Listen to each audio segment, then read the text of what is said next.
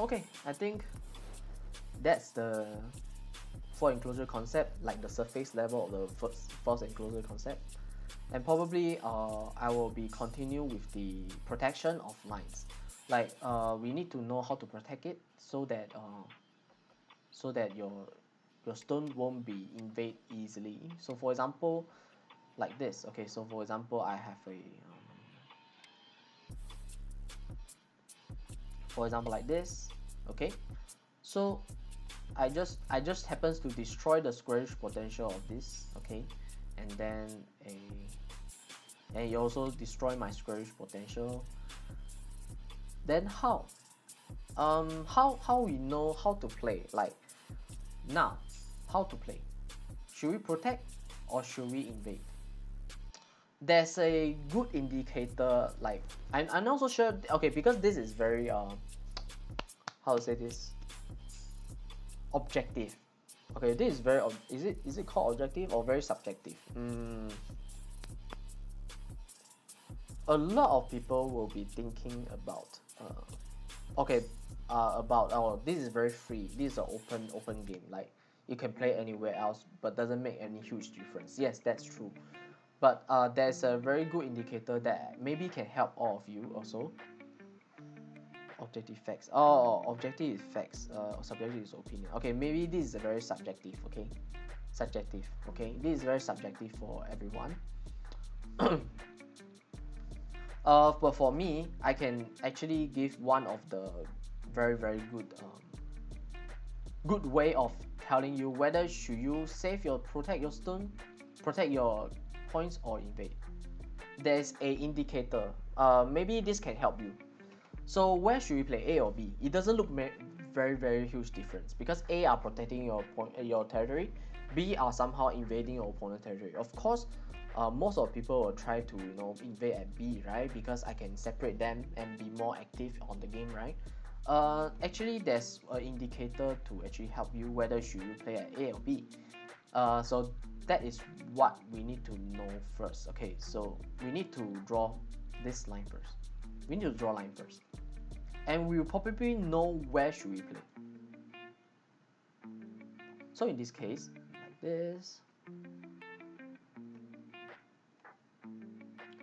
Now the importance of drawing lines coming into play.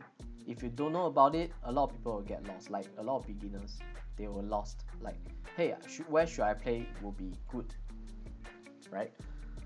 So in this case, when we draw the lines, right, we have to know where is the dotted line first. So we saw a lot of dotted lines, like 1 2 3 4 5 6 7 8 9 10 11 12, right? We saw a lot of dotted lines.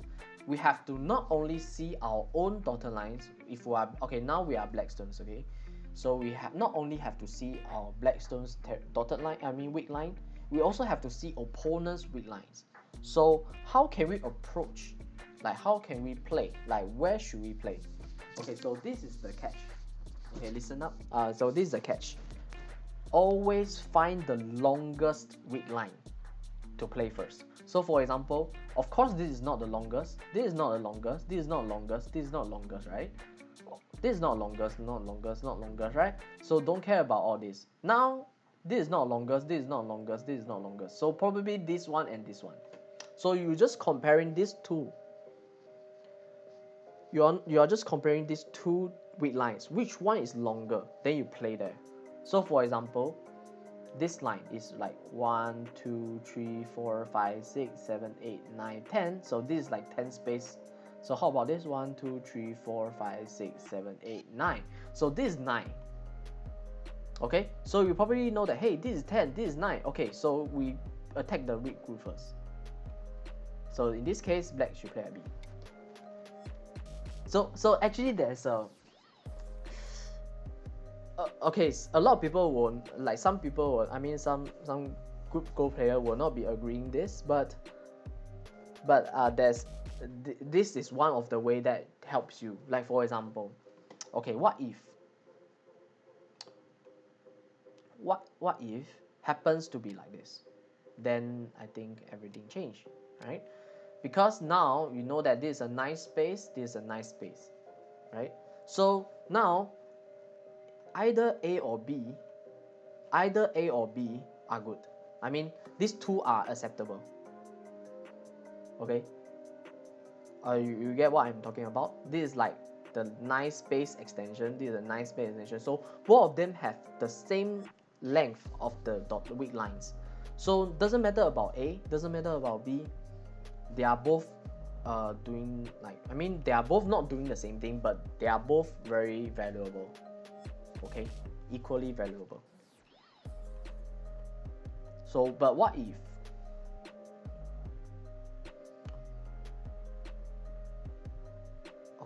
what if opponents just happens to play like something like this, then this, then this, and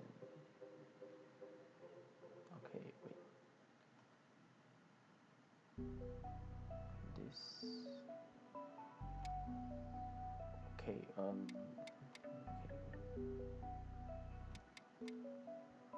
okay, what happened to be like this and like this, like this, and okay, what happens to if white play like this? Okay, what happens if white play like this? So now this is like a eight space extension. This is a 9 space extension. So probably you should protect your space.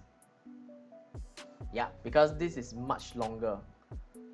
So this is like somehow like a direction, like help you to identify where should you play. Like you see the weakest dotted line. I mean weakest line.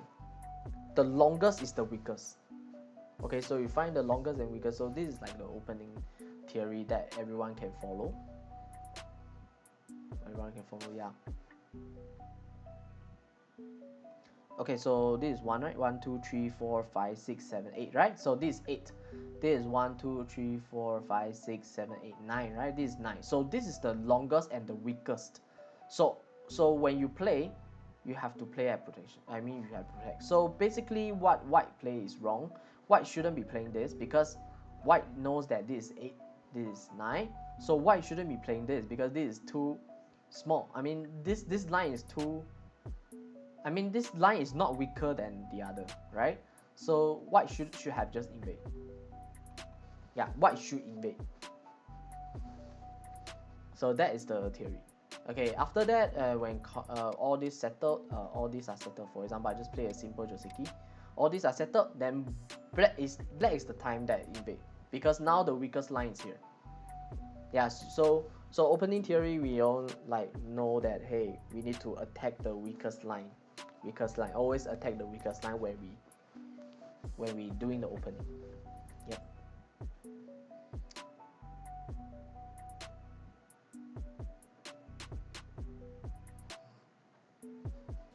Yep.